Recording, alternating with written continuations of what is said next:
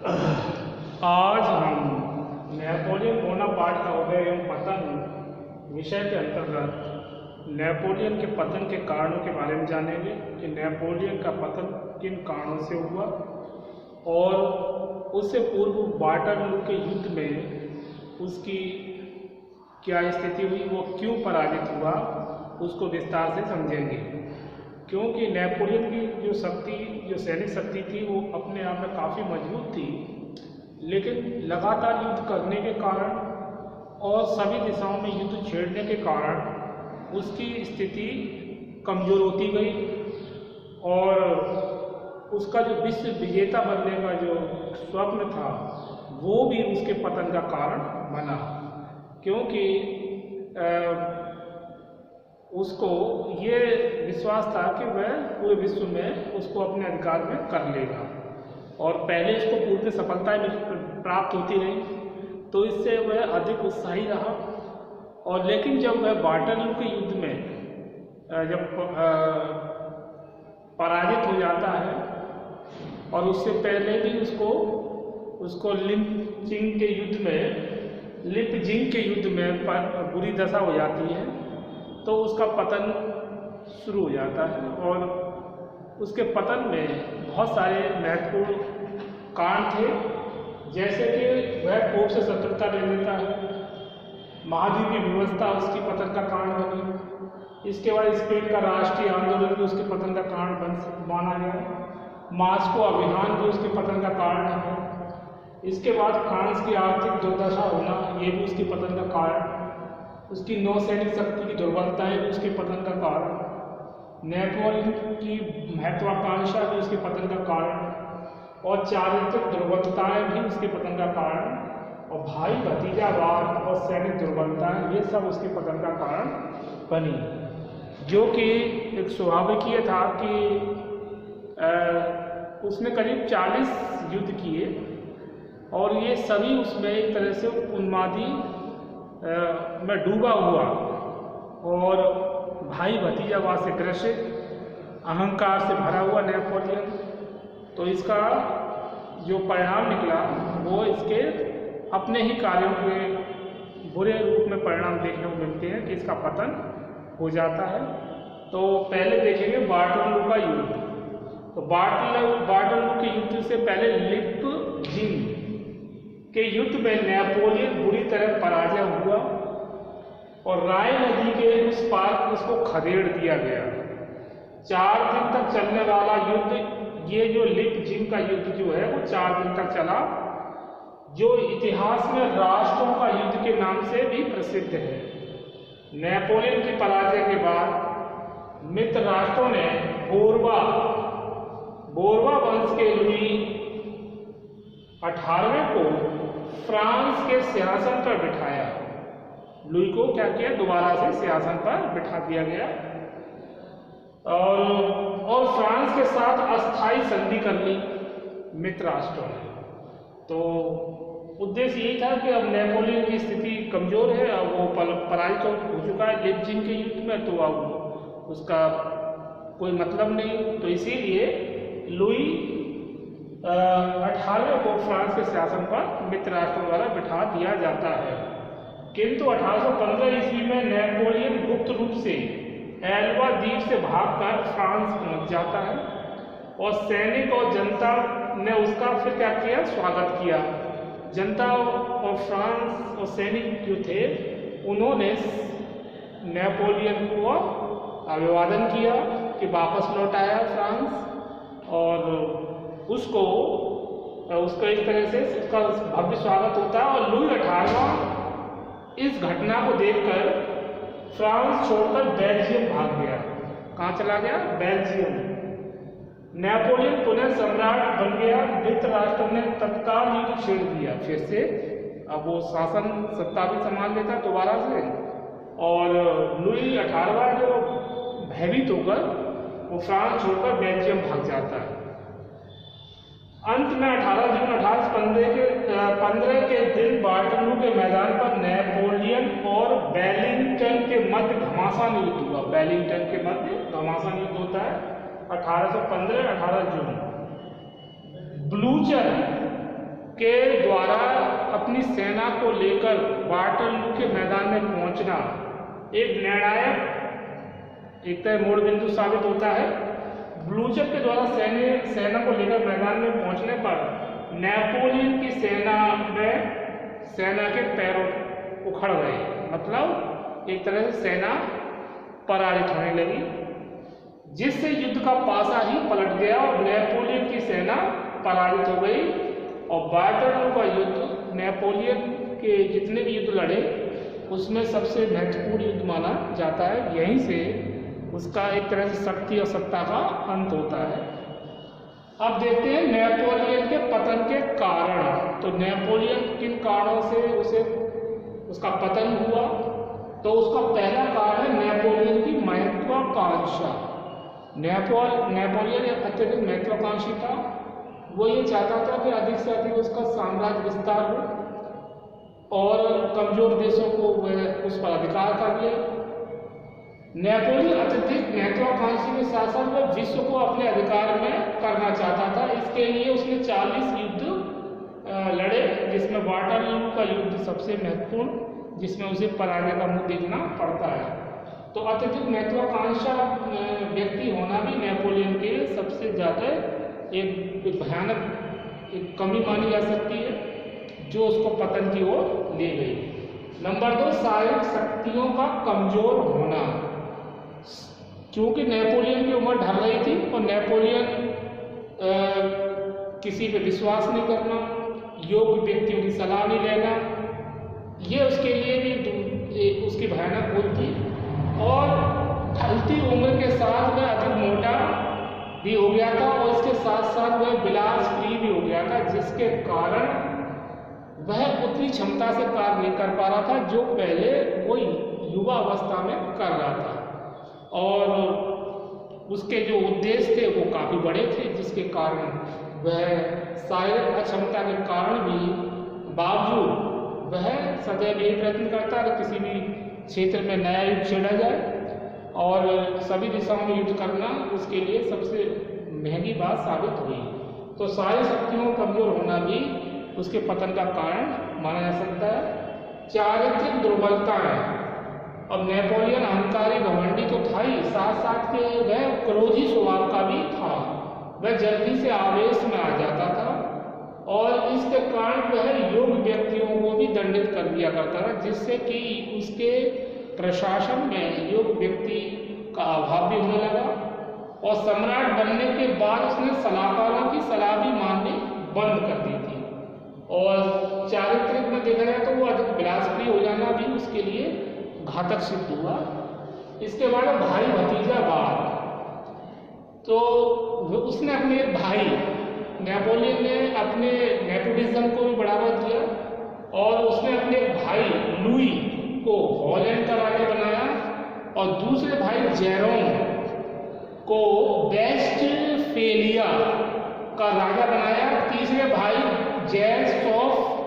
जेरोफ को स्पेन का सिंहासन पर बिठा दिया। तो तीनों भाइयों को अलग अलग मतलब एक तरह से अच्छे पद पर बिठाया। एक को वेस्टफेलिया, एक को हॉलैंड और तीसरे भाई को स्पेन का सिंहासन पर बैठा देना एक बहुत बड़ी बात थी और ये एक तरह से मनमानी थी उसकी। और उसने अपनी माता को भी राजमाता की पदवी यानी राजमाता की पदवी दी। इस बात से पता चलता है कि वो कितना भाई भतीजावाद से ग्रस्त था और उसने अपने निकटतम संबंधियों को भी अनेक लाभ पहुंचाए, जिसके कारण जनता थी वो नाराज थी और प्रशासन के कई लोग भी नाराज थे कि वह अपनी मनमानी कर रहा है और योग्य व्यक्तियों को उनके पद से दूर किया जा रहा है। इसके बाद नेपोलियन का अधिनायकवाद। ज्यों ज्यों नेपोलियन की स्थिति सुदृढ़ होती गई उसके अंदर निरंकुशता घर करती गई, जिसका अंतिम सोपान अधिनायकवाद था।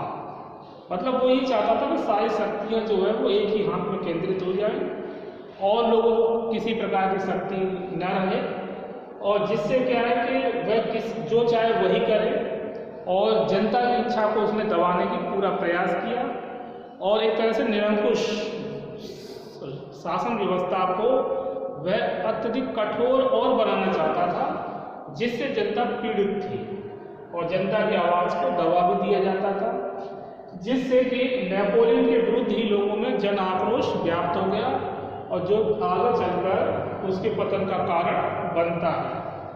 सैनिक दुर्बलताएं। अब सैनिक दुर्बलताओं में देखा जाए तो लगातार नेपोलियन युद्ध करता रहा। उसने कभी सेना को विराम नहीं दिया, सेना को आराम करने का समय ही नहीं, सभी दिशाओं में युद्ध लड़े जा रहे हैं। तो उसकी सैनिक जो थे वो भी लगातार युद्ध करने के कारण परेशान थे और सैनिकों की मानसिकता में गिरावट आ रही थी और सैनिक अब उतने उत्साह से युद्ध नहीं कर रहे थे जितना वो कर पा रहे थे, क्योंकि एक विजय के बाद दूसरे युद्ध में लगा दिया गया, दूसरी विजय तो तीसरे युद्ध में लगा दिया। तो इससे एक तो नेपोलियन के ऊपर ही वो मतलब शंका की दृष्टि देखने लगे और जो सैनिक थे वो भी लगातार युद्ध करने के कारण एक तरह से अयोग्य से साबित होने लगे, क्योंकि अब उनकी मानसिक स्थिति कमजोर हो चुकी थी और सैनिक जो पराजय का मुंह देखने के बाद लिपचिंग के युद्ध के बाद सैनिक शक्ति में भी कमी आती है, जो बाद में आगे चलकर नेपोलियन के पतन का कारण बनती है। नौ शक्ति की दुर्बलता। नौ शक्ति की दुर्बलता भी नेपोलियन की पतन का एक मुख्य कारण माना जा सकता है, क्योंकि अन्य यूरोपीय देशों की शक्तियां काफ़ी मजबूत थी और जिस प्रकार से नेपोलियन ने महाद्वीपीय व्यवस्था में इंग्लैंड पर अंकुश लगाने का पूरा प्रयास किया और यहीं से उसके पतन की प्रक्रिया भी आरंभ हो जाती है। और नेपोलियन का नौ सैनिक शक्ति पर ध्यान न देना और स्थलीय युद्धों पर अपना पूरा समय लगाना, ध्यान केंद्रित करना, ये भी उसकी भयानक भूल थी। उसने 9 सैनिक बेड़ों में वृद्धि नहीं की। महाद्वीपीय व्यवस्था। महाद्वीपीय व्यवस्था का प्रमुख उद्देश्य ही रहा नेपोलियन का किसी प्रकार से इंग्लैंड को समुद्री व्यापार के क्षेत्र में बिल्कुल प्रतिबंधित कर दिया जाए और जो समुद्र के माध्यम से इंग्लैंड से व्यापार हो रहा है उसके स्रोत को खत्म कर दिया जाए, जिससे कि इंग्लैंड का जो विदेशी व्यापार है उसमें कमी आएगी और इंग्लैंड कमजोर हो जाएगा, क्योंकि प्रत्यक्ष रूप से नेपोलियन अच्छी प्रकार से जानता था कि इंग्लैंड को वह पराजित नहीं कर पाएगा। तो इसके लिए उसने एक अन्य एक नया उपाय निकाला कि इंग्लैंड को सीधे नहीं तो इनडायरेक्ट उस पर अंकुश लगाया जाए, इसीलिए उसने महाद्वीपीय व्यवस्था को अपनाया। लेकिन इस व्यवस्था से इंग्लैंड और उसके सहयोगी देश एकजुट होने लगे और उन्होंने नेपोलियन के विरुद्ध अभियान छेड़ दिया। महाद्वीपीय व्यवस्था भी नेपोलियन की एक भयानक भूल साबित हुई। इसके बाद पोप से शत्रुता। अब पोप जो धर्माधिकारी, इससे भी नेपोलियन ने शत्रुता ले ली। नेपोलियन ने क्या किया कि पोप का राज्य छीनने के बाद पोप को वेटिकन सिटी में बंदी बनाकर रखा गया। इससे पोप नाराज हो गए नेपोलियन से और उन ईसाई समाज से नेपोलियन को बहिष्कृत कर दिया गया। तो ईसाई समाज भी अब घृणा की दृष्टि से नेपोलियन को देखने लगा था, क्योंकि पोप के साथ अभद्रता से पेश आना और उसको वेटिकन सिटी में बंदी बनाकर रखना, ये एक बहुत बड़ी गलती थी नेपोलियन की, जिसके कारण नेपोलियन का पतन हुआ। स्पेन का राष्ट्रीय आंदोलन। स्पेन के राष्ट्रीय आंदोलन, जो कि स्पेन का राजा जो था वो नेपोलियन को जन और धन से पूरा मदद कर रहा था, लेकिन नेपोलियन की ये मंशा थी कि वो स्पेन को ही हड़प ले, यानी विश्वासघात करना चाहता था। जब इस बात का पता स्पेनिश जनता को लगा तो उसने नेपोलियन के विरुद्ध आक्रोश व्याप्त हो गया और नेपोलियन के प्रति जो पहले सिंपैथी थी वो अब शत्रुता में बदल गई थी।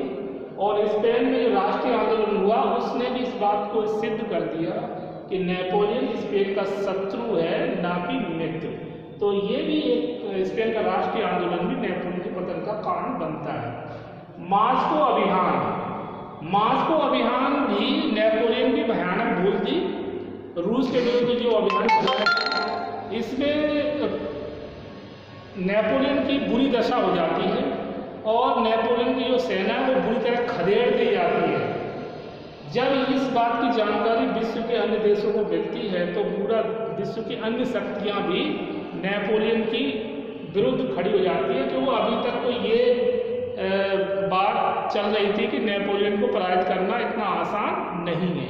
लेकिन जब रूसी सेना नेपोलियन की सेना को बुरी तरह से मतलब पराजित करती है, उसकी शक्ति को क्षीण कर देती है, तो बहुत सी शक्तियां नेपोलियन के विरुद्ध हथियार उठा लेती हैं और नेपोलियन की कमजोरी का पता चल जाता है। फ्रांस की आर्थिक स्थिति का बिगड़ना नेक्स्ट है। फ्रांस की आर्थिक स्थिति बिगड़ने का कारण ये था कि नेपोलियन ने अधिकतर जो धन था वो सैनिकों पर ही व्यय किया, युद्ध में ही लगाया। उसने कभी ये ध्यान नहीं दिया कि औद्योगिकरण को बढ़ावा दिया जाए, व्यापार वाणिज्य को, फ्रांस का जो व्यापार और वाणिज्य उसको अधिक बढ़ावा दिया जाए, और फ्रांस की जो जनता है उसकी आर्थिक स्थिति को सुधारा जाए, और कौन कौन से ऐसे देश हैं जिससे व्यापारिक समझौते किए जाएं। लेकिन नेपोलियन धीरे धीरे अपने पड़ोसी और यूरोप के अधिकतर देशों को अपना शत्रु बनाता जा रहा था। तो इससे क्या है, फ्रांस की जो आय के स्रोत कम होते गए और खर्चे बढ़ते गए, और खर्चे भी कर रहा था वो सैनिकों के कर रहा। तो इससे क्या हुआ कि फ्रांस की जो आर्थिक स्थिति बिगड़ने लगी, और आर्थिक स्थिति बिगड़ने के साथ साथ फ्रांस में जो जनता थी वो नेपोलियन से नफरत करने लगी, और नेपोलियन की आर्थिक नीतियां भी इतनी अच्छी नहीं थी जो जनता को संतुष्टि दे सके और जनता की आर्थिक स्थिति को सुधार सके। तो आज हमने नेपोलियन बोनापार्ट का उदय पतन में, आज के वीडियो में हमने वाटरलू का युद्ध और नेपोलियन के पतन के कारणों के बारे में विस्तार से जाना। नेपोलियन की महत्वाकांक्षा, नंबर 2 सारे शक्तियों का कमजोर पड़ना, नंबर 3 चारित्रिक दुर्बलताएं, भाई भतीजावाद, सैनिक दुर्बलताएं, नंबर 7 नौसैनिक शक्ति की दुर्बलता, नंबर 8 महाद्वीपीय व्यवस्था, नंबर 9 पोप से शत्रुता, और स्पेन का राष्ट्रीय आंदोलन और मॉस्को अभियान, फ्रांस की आर्थिक स्थिति का बिगड़ना। तो आज हमने इस वीडियो में नेपोलियन के पतन और वाटरलू के युद्ध के बारे में विस्तार से जाना। अब हम नेक्स्ट अन्य विषय पर विस्तार से समझेंगे। इस वीडियो में इतना ही। ओके।